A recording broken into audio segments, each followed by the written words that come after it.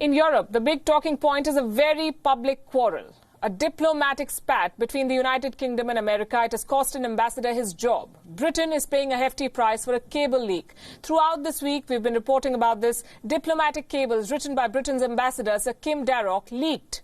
It revealed a not-so-flattering assessment of the American president. The diplomat called Donald Trump inept and insecure. The backlash has been swift and severe. Today, Sir Kim Darroch had to resign. Mr. Speaker, this morning I have spoken to Sir Kim Darroch. I have told him that it is a matter of great regret that he has felt it necessary to leave his position as ambassador in Washington.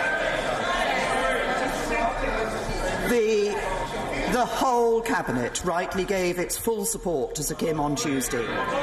Sir Kim has given a lifetime of service to the United Kingdom, and we owe him an enormous debt of gratitude.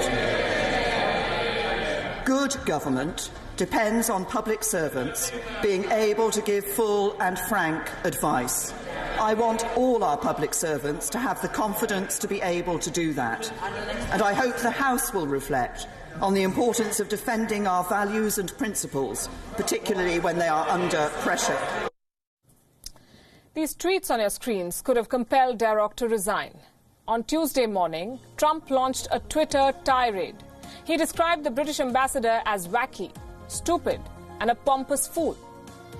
Then the American president trained his guns on Theresa May, the outgoing Prime Minister of the UK. You heard her speak just now. He called Theresa May's approach on Brexit foolish and a disaster. A president's words, these.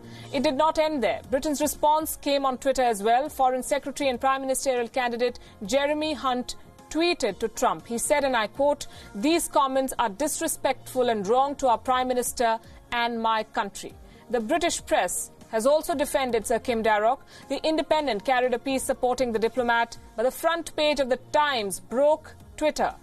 They carried Trump's tweet on the front page, and right next to it was the picture of a parrot. This was a completely different story, but some Twitter users found a connection. The American president was compared to the parrot only for his aggressive tweets.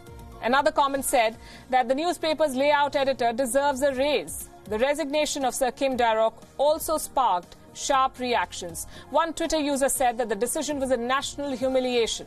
Another went a step further. This one dragged in The Simpsons.